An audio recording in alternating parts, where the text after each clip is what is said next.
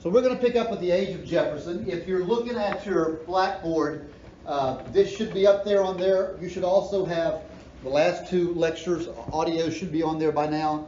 I put those up there this morning. A study guide should be up there for your next test. I don't know how long it's going to be. It's going to be at least a week before we can we finish this. So probably about 2 weeks for the test, okay? Once we finish this, I'll give you a little bit of time to prepare for it and all. Question. Yes? The last two slides we just did? Yeah. Is that what's only on there about on study guide? Like this isn't up there? I'll have to look at it. It will be. It's just that study guide that's up there. The study guide up there is over what we've already covered. Yeah, I just wanted to let you go ahead and get started, so I put part of it up. Good question. All right. So this time period that we're dealing with here is the Age of Jefferson. It's one of only two time periods in American history that is dominated by one individual so much that we give the whole era his name. Okay? The Age of Jefferson and later the Age of Jackson are the only two like that. This man, even though he's not president for the whole time, throughout the Jefferson, Madison, and Monroe, through three presidencies, his voice is going to be felt very, very heavily. Okay? So this guy, the Sage of Monticello, is going to be our hero in this. All right. Kind of to set the mood here, let's look at the election of 1800. This is Jefferson versus Adams again. It is a repeat of the 1796 election. In 1796, Adams versus Jefferson occurred, and Adams won the presidency and made some terrible, terrible decisions. Adams does the famous Alien and Sedition Acts in this time period and the XYZ affair. So in 1800, whenever we have a repeat of this election is going to get much, much dirtier than the first one. This is the first truly dirty election in American history. Okay? Thomas Jefferson is going to run with a guy named Aaron Burr. Aaron Burr was a brilliant politician from New York of questionable morality. And John Adams runs with the famous Charles Pinckney in this Federalist versus anti-Federalist cage match, okay? But here's the deal. In those days, you didn't really vote for a ticket. You voted twice. Everybody voted once for president and once for vice president. And remember, the guy that got the most votes was president. The guy that got the second most was vice president. And what was believed would happen here was that John Adams and Charles Pinckney would easily win the election. Let's look at what does happen instead. This campaign is immediately thrown into mudslinging. There are Federalist newspapers and there are anti-Federalist newspapers, or by this point, they're calling themselves Democratic Republican or Jeffersonian Republicans. And they each ran terrible, terrible campaigns against each other. The Federalists accused Thomas Jefferson, first off, of being an atheist. If you don't know what atheism is, it's not believing in God. Second, they accused him of marrying for money. And the third one is the big one: fathering numerous illegitimate children by his slaves. Well, are any of these things true? You've all heard your parents say, where there's smoke, there's fire. Well, in this case, there's a whole lot of smoke, and probably at least a grain of a fire. If we look at each one, first off, was Thomas Jefferson an atheist? Absolutely not. There is no one of any reputable historian that would say that Jefferson was an atheist. Jefferson, however, was not a Christian in the sense that we would understand one to be today. Jefferson was what we call a deist. Most likely. It appears that Jefferson was a deist.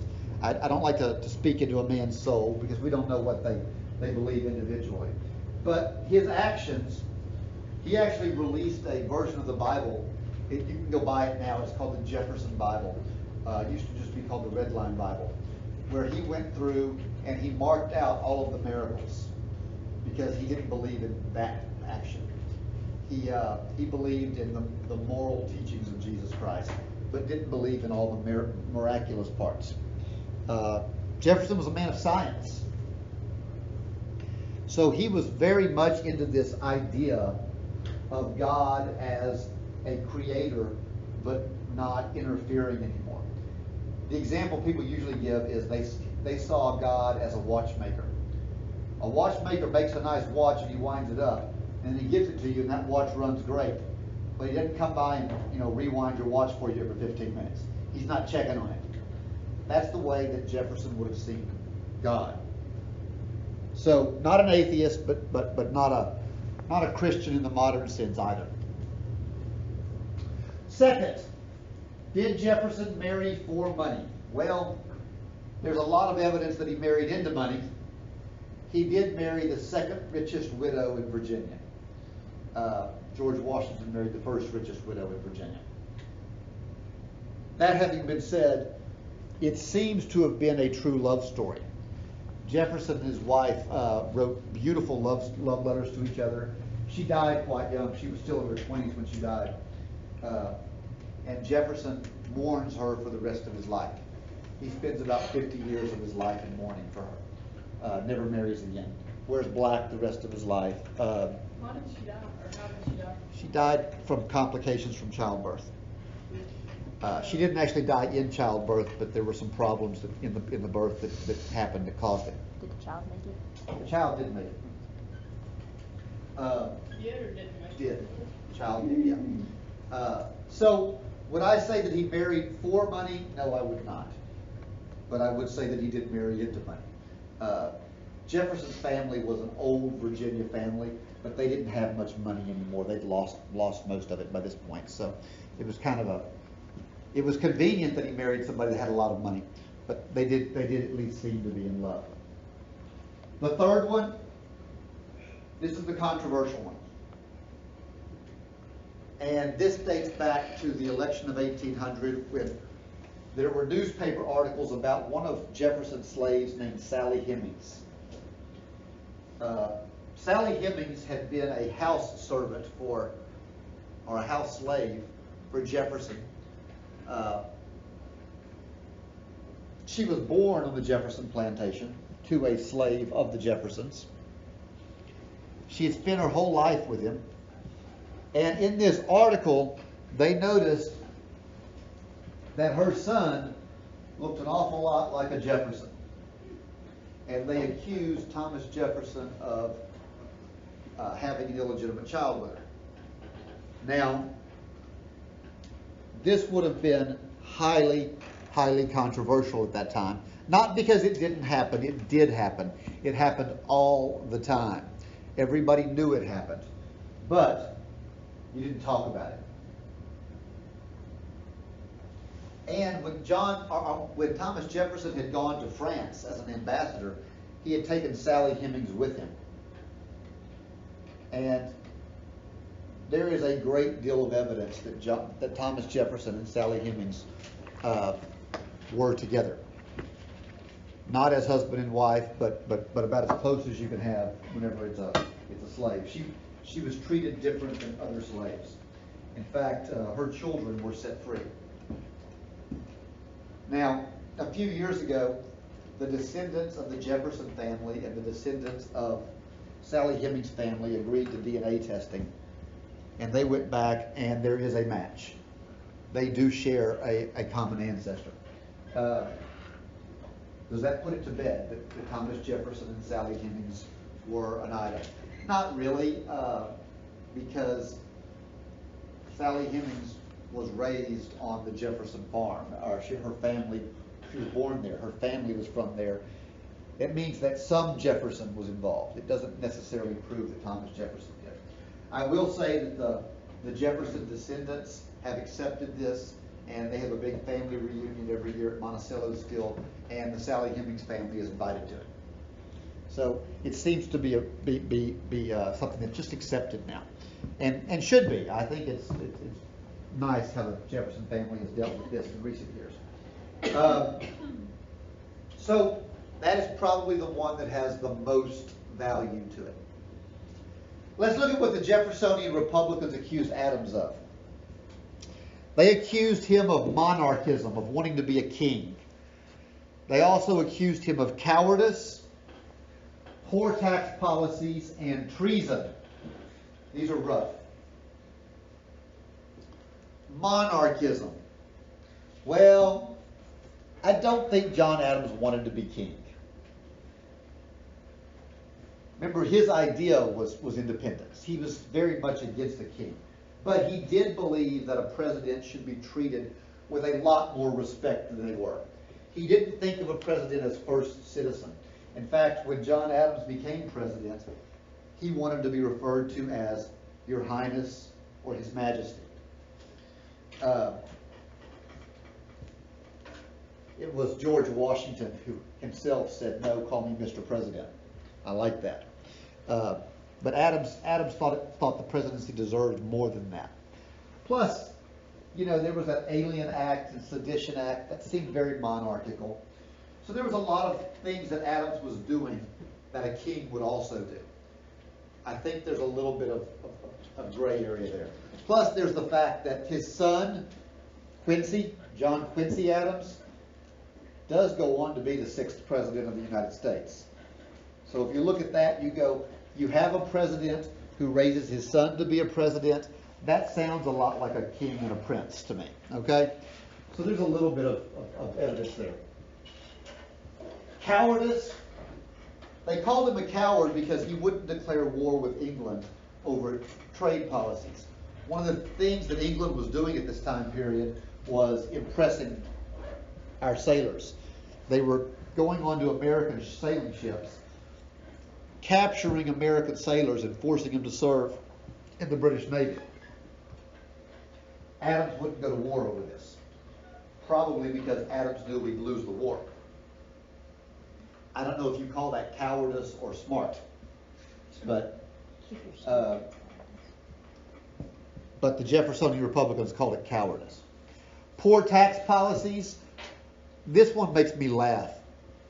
Adams raised a lot of taxes. He raised the amount of taxes tremendously because he needed to build a navy.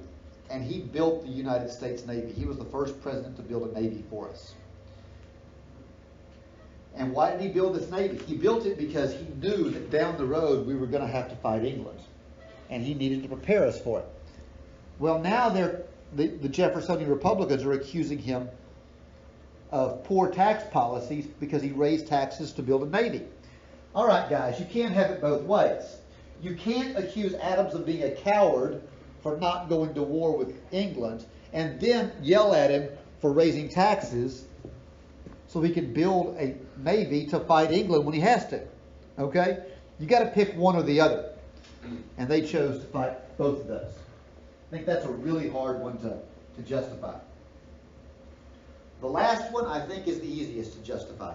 Treason. Treason is committing a crime against your nation and your Constitution or your people. I think both the Alien Act and the Sedition Act violated the United States Constitution. Particularly the Sedition Act. The fact that they passed a law that said that it was a crime to speak against the president is a violation of our First Amendment rights. That is treasonous to me. So I would argue that this one is the one that's probably the most apt to be true. So in this election, things are going absolutely crazy at this time period.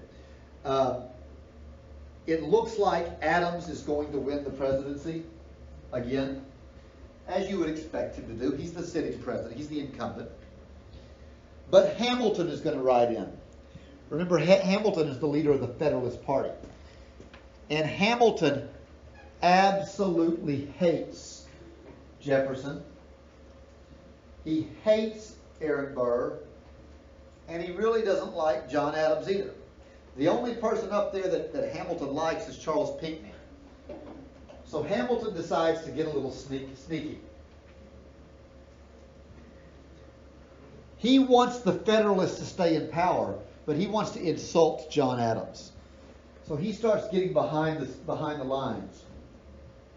And what's expected to happen? They're expecting Adams to come in first, Pinckney to come in second, Jefferson a very close third, and then a guy named Aaron Burr way down in fourth place.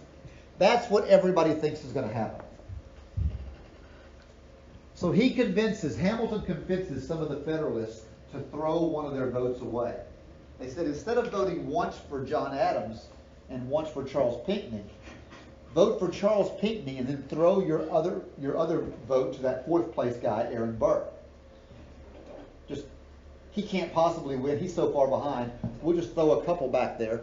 And the thought is, if he can get a handful of Federalists to do this, he can flip the ticket, and Charles Pinckney will be president, and John Adams has to go back to being vice president. By the way, John Adams had been vice president to George Washington and hated it. This is gross, guys, and forgive me for being gross, but John Adams famously described the vice presidency as, this is a quote, not being worth a bucket of warm spit. Okay? Yeah. So, to throw him back in the vice presidency would be the ultimate insult. That is the plan. The problem is, Hamilton is too good at it. And he gets too many people to throw their second vote back. So instead of it being a tie, or being Adams and Pinckney that win, or flipping it, it ends up being the two guys that were expected to come in third and fourth tie for first place. Jefferson and Burr tie. Adams comes in second and Pinckney comes in third. Well, what do you do in the event of a tie? Jefferson and Burr. What everybody thought was going to happen was Burr would understand what was going on, and Burr would simply step down, allow Jefferson to become the president, and Burr would accept the vice president. That's what he was running for anyway, was vice president, right? Everything would have been fine. But instead, Burr looks at this and he goes, this is my chance to be president. And what the Constitution said back then was that if there's a tie, it goes to the House of Representatives, and the House of Representatives picks the leader from the two that tie, or from the top three.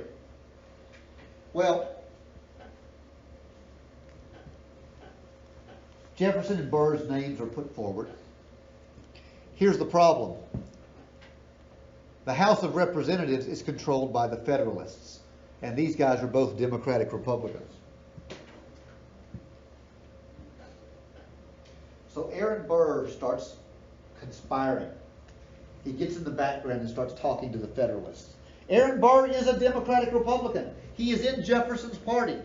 But he goes over to the Federalists and he goes, hey, if you'll vote for me instead of Thomas Jefferson, I'll be your guy. I'll support your positions. So he's already stabbing his partner in the back.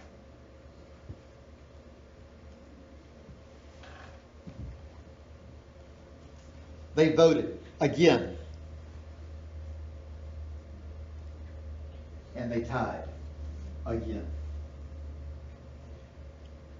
They have to re-vote 36 times. There are 36 separate ballots. They tied 35 of them. Finally, on the 36th ballot, it's going to be Alexander Hamilton that comes to the rescue. He rides in and he tells the people, look, I can't stand Thomas Jefferson. But Jefferson's at least honest. We can't have this guy, Aaron Burr, be president. And he manages to convince enough people that Thomas Jefferson wins and Aaron Burr takes the vice presidency. Now, guys, Aaron Burr just tried to steal the presidency. and now he's the vice president to Thomas Jefferson? Think they're going to get along very well? No. Jefferson is just going to write Burr off. He's not going to use him at all. He's going to allow him no power. Aaron Burr's career is done.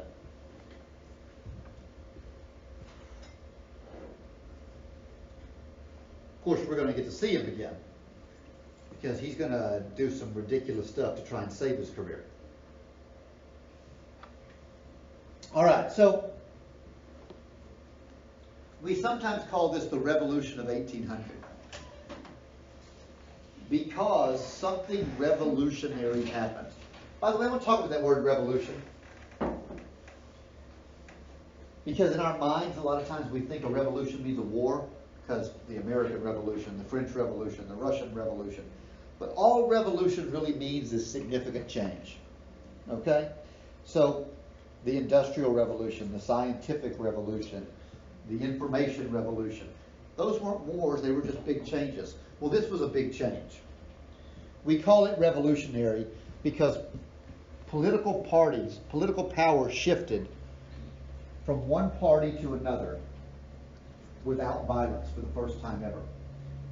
John Adams was the president, and he just lost his re-election. And most of the world thought Adams would refuse to leave. That Adams would say, nope, I'm staying. What are you going to do about it? I got the army. But he didn't. Now, he wasn't a good sport. I don't want you thinking that it was like today whenever the president comes up there and he shakes hands with the outgoing president and they, walk in with their arms around each other. That's not the way it happened. John Adams, in fact, snuck out of Washington, D.C. in the middle of the night. And when Jefferson came to the White House, he found the door open, unlocked, and everything just sitting wide open, because Adams just abandoned it. But he didn't try and stay. That's revolutionary. Are y'all still writing this? You passed it? Okay. This is essentially going to be the end of the Federalist Party. Adams is the last Federalist president. We really only had one Federalist president, John Adams. Some would argue that Washington was a Federalist because he was Federalist in outlook, although he did not run in a political party. Adams is the only one that we ever had. We probably would have had a second one with Alexander Hamilton. Would have been a great one. But he went and got himself shot. So we're not going to have that. What I find funny historically is that while we won, the Anti-Federalists won the day. That party's still around, by the way. The Anti-Federalists, the Democratic, that's the modern Democrat Party. It's the same party. While they won the day, and the Federalists could never win another election at the national scale, our world is largely a Federalist world today. I don't know whose those are. They must be from Friday. So because the Federalists were unable to moderate their views, they couldn't win the election. But we live in a Federalist world. We live in a world with a strong national government, with a strong chief executive, with a strong military, with a power to tax. Everything they wanted, we live with today. So they're unable to win because they don't have candidates, but their ideas win out. Okay? Jefferson is probably the most difficult president to get a grip on in history. I struggle with Jefferson because part of me loves Thomas Jefferson.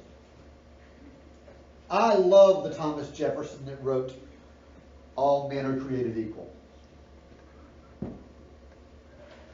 But I loathe the Thomas Jefferson that was the second largest slave owner in Virginia. Jefferson is an enigma. He has difficulty doing what he believes is right sometimes. Thomas Jefferson was inaugurated in Washington, D.C. He's the first president to be inaugurated in the new Capitol. Now, Adams lived in the new Capitol, but he was inaugurated in New York. This guy's actually inaugurated in D.C. And in his inaugural address, he gives this famous line here. And I'm sorry that's hard to read. I don't know why it changed the color of it on me, but it did. It says, "We are all Federalists. We are all Republicans." What he means by that is America needs to get past political differences. We need to think of ourselves as Americans first and partisans second. Why do I find that strange? This is the guy that founded the very first political party in America. The Democratic Republicans was the first political party we ever had, and the longest lasting party. And yet the guy that founded it says we shouldn't be having parties. There shouldn't be political parties. Jefferson also pledges an end to, quote, entangling alliances. What that means is Jefferson is saying we should stay out of foreign affairs. We should listen to Washington and stay neutral in foreign affairs. This is the same guy that attacked Washington for not helping the French in the French Revolution.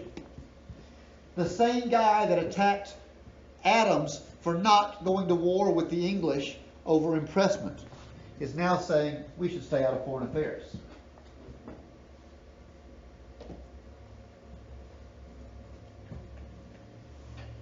Jefferson refused to sit according to rank at the dinner table because he didn't want anybody to think that that rank was important.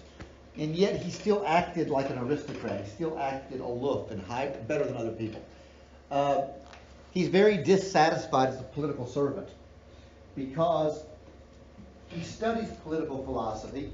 He has all these beliefs that he believes to be true. He does fundamentally believe that our government is of the people, by the people, and for the people. He does fundamentally believe that all men are created equal. He believes these things to be true, but he can't make them work in reality. And that is going to be a struggle for him.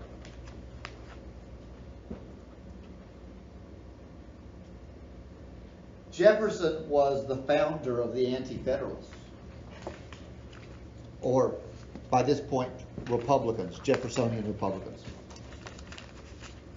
Yet when he comes to power, the only Federalist he actually fires is Alexander Hamilton. He didn't actually fire him, he allows him to resign. He keeps most people in power. Jefferson was a radical. I love this quote. It's one of my favorite quotes of all time. "The tree of liberty must be refreshed from time to time with the blood of tyrants and patriots." Jefferson believed that revolution was necessary, and that if liberty was going to continue to exist, when a government became tyrannical, it was the job, it was the right, it was the duty of the people to rise up against that government. Now, I will say that Jefferson thought it should happen a whole lot more than I did. Jefferson believed in generational revolution. He believed that every generation would have to rise up against their parents and overthrow them to reestablish the government. And the reason he believed that is he believed that power corrupted people so much that once in power, people would never let it go unless revolution occurred. He believes in free speech, but was very quick to publish political criticism. If you criticized him, Jefferson would stick his newspapers on you. And he didn't own the papers, but there were papers that were kind of controlled by his party. And he would attack you in the newspaper.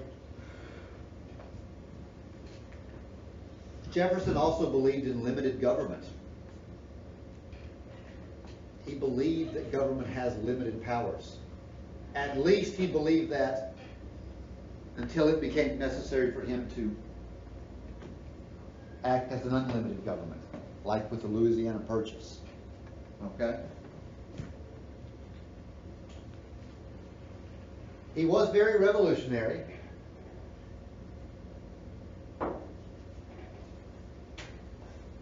He pardoned everyone who served time under the Sedition Acts. So all those people that Adams had locked up for speaking out against the president, Jefferson let them out of prison and pardoned them.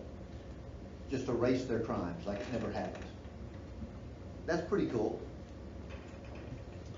He lowered the time that an immigrant had to live in the United States before they could apply for citizenship from 14 years to 5 years. You know what that's going to do? That's going to create a lot of Democratic Republican voters. Because they're going to thank Jefferson for doing this, and they're going to credit his party for making them citizens. And when they become citizens, they're going to vote the way his party wants them to. I've already mentioned that he did ask Alexander Hamilton to step down as Secretary of the Treasury. He replaced him with a guy named Albert Gallatin. But he left almost all of Hamilton's programs intact. He didn't get rid of them because they worked. He left most all of the Federalist programs in place. In fact, about all he got rid of was the Alien and Sedition Acts. It's a pretty smart move. By leaving things in place, he was actually making a smooth transition between governments, between political parties. You can't reinvent the wheel every time. You've got to have this transition. Are y'all keeping up okay? Am I going too fast?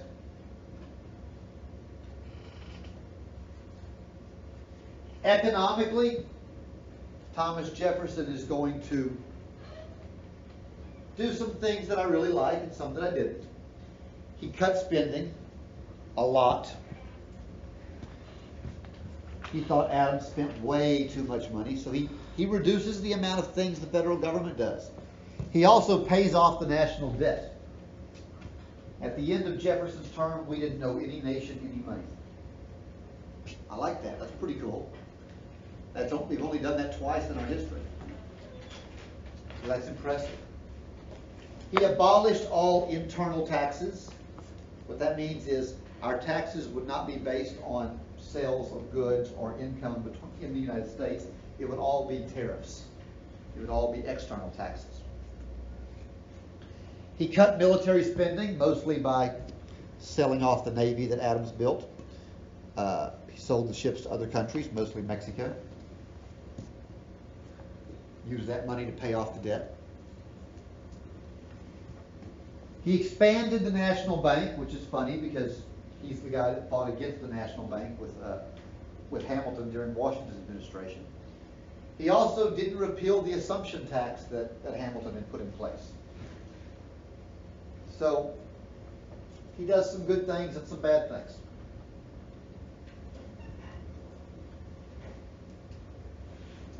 Jefferson does not have the best relationship with the court.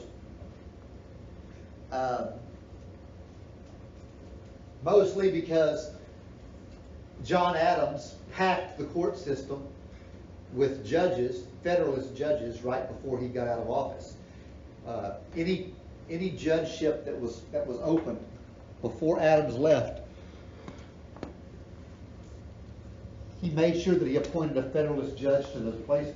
Why would you do that? Well, because he wanted to be able to keep Jefferson from undoing everything that he'd done. He wanted his own people there to control this. In fact, some of those judges were literally appointed at midnight the night before Adams was removed from the presidency and Jefferson took over. We call that midnight justices. Literally the last possible minute. So Jefferson came in and found these judges that were appointed that he thought he was going to get to appoint. Jefferson was furious, by the way. One of those guys was a guy named Marbury. Marbury had been appointed to a judgeship. The appointment had been made, but he hadn't been sworn in yet. So he shows up to get sworn into his position, and the Secretary of State, a guy named James Madison, refused to swear him in. As a result of that, Marbury sues, and we get our most famous Supreme Court case ever. Most important Supreme Court case in history. Marbury versus Madison, 1803. And it's not really important how it turns out. Eventually, the court rules that Marbury gets to have that judgeship. But what's important is, this is the first time that the court acted with the power of judicial review. Judicial review is the court's right to rule whether something is constitutional or not. That is not written in the Constitution. Nowhere in the Constitution does it say that the Supreme Court has the power of judicial review. But in 1803, with Marbury v. Madison, they took it. And they established the precedent that still governs us today. So the very reason why the court can do what they do today is because of this case. Super, super important case. One of those Federalist judges that continuously gives Jefferson fits is this guy, Samuel Chase. Now, Chase does not commit a crime at all. But what he does do is he repeatedly strikes down Jefferson's plans, rules them unconstitutional, over and over and over again. Jefferson is furious. So he gets his people in the House of Representatives to bring impeachment charges against Samuel Chase. Now, if you don't know what impeachment means, impeachment technically means to formally charge, okay? Once you're impeached, you go up for a trial, and the trial is before the U.S. Senate. The House of Representatives acts as the attorneys, the prosecutors. And the Senate determines whether or not you're guilty or innocent. If you're guilty, you can be removed from office. So impeachment does not necessarily mean removed. It means to charge. So this guy was formally impeached by the House of Representatives, and when the case was heard before the U.S. Senate, he was acquitted, meaning he was set free. They determined that he did nothing wrong. Why is that important? Because this established that we can't just impeach somebody because we don't like them. You have to meet the standard of high crimes and misdemeanors. You cannot just be removed because we don't like the way you vote.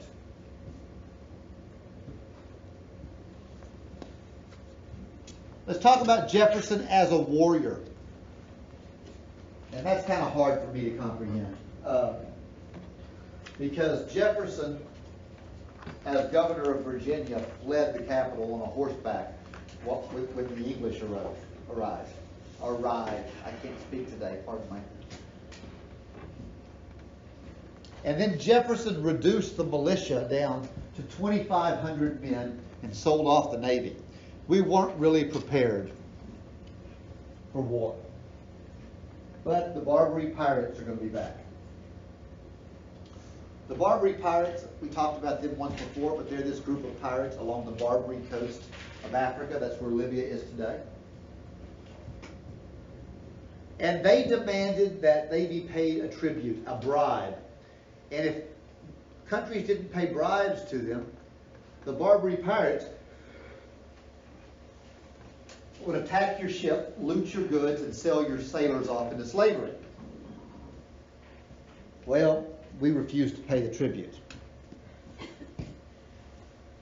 And to add further insult, the Pasha of Tripoli, there's that guy right there, he's the Pasha. He goes to the American consulate in Tripoli and cuts down our flagstaff with an axe. It's a pretty big insult. So we went to war with them. And we fought a war against the Barbary pirates. It's sometimes called the Barbary Pirates War. It's sometimes called the Tripolitan War. But 1801 to 1805, the small, ill-prepared U.S. Navy went against a bunch of pirates in North Africa. We won, We won, but it was painful. It was not an easy victory. In fact, in the Marine Corps hymn, when they say from the halls of Montezuma to the shores of Tripoli, the shores of Tripoli is talking about this war. Okay? Jefferson has left the nation ill-prepared. We are able to defeat a bunch of pirates in North Africa, but if we have to go to war against a real nation like England, we're in trouble. Everybody still keeping up okay? Here's just some paintings from the time period of the war in Tripoli, so you can kind of get a feel for what it would have looked like.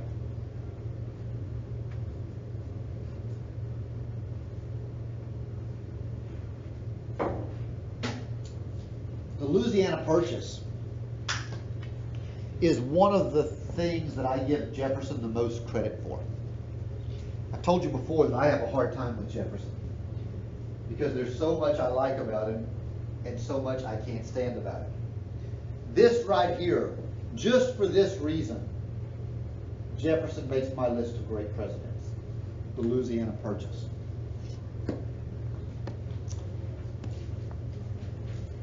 Let's look at a little history here. Way back in 1800, Spain cedes control of Louisiana to Napoleon Bonaparte.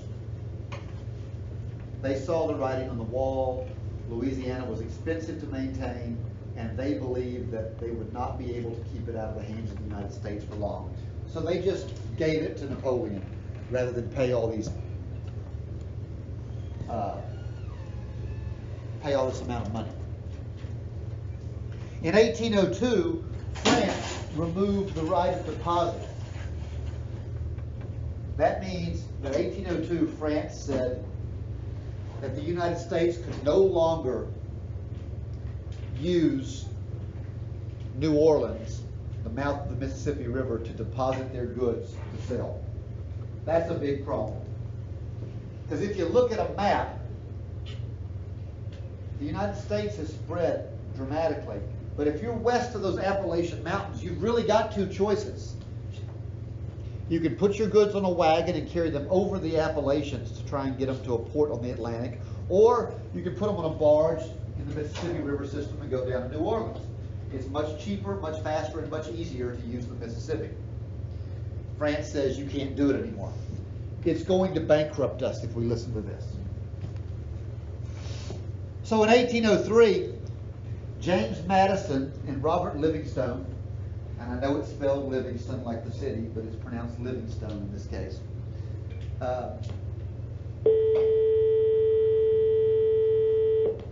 Madison and Livingstone are sent to France to offer to purchase the city of New Orleans for $10 million. $10 million bucks for the city of New Orleans. Would have been a good land deal. 10 million? 10 million, yeah. And there are houses there that cost that much now. Well, they meet with this guy Talleyrand. If it's easier for you to remember, it's spelled Talleyrand, and you can remember it that way. But it's French, and it's supposed to be pronounced Talleyrand. So they meet with Talleyrand, who is Napoleon's ambassador. And Talleyrand says, I can't do it. I can't sell you New Orleans for $10 million. However, if you're interested in the whole Louisiana territory, I'll sell the whole thing to you for $15 million. By the way, that comes out to about 3 cents an acre. Best land deal in history. All of Louisiana for $15 million.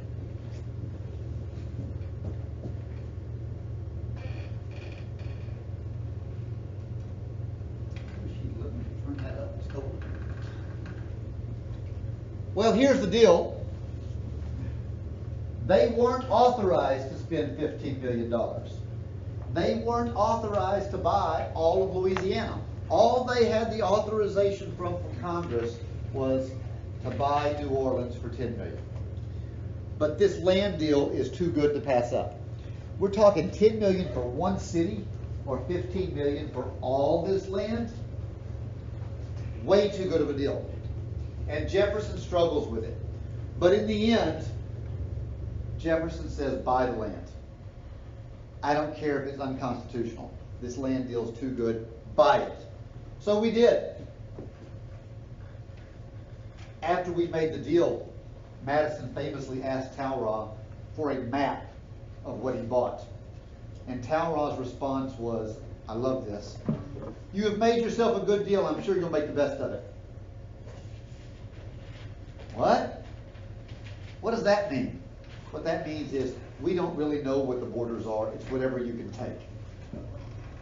And we took a lot. All that dark area is what we ended up purchasing. The Louisiana Purchase was massive. So think about it. We were offering 10 million for one city.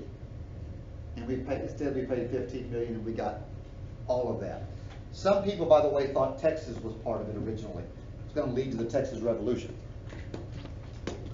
Great land deal. Thomas Jefferson just doubled the size of the United States for $15 million. However, we're back in debt again. Okay?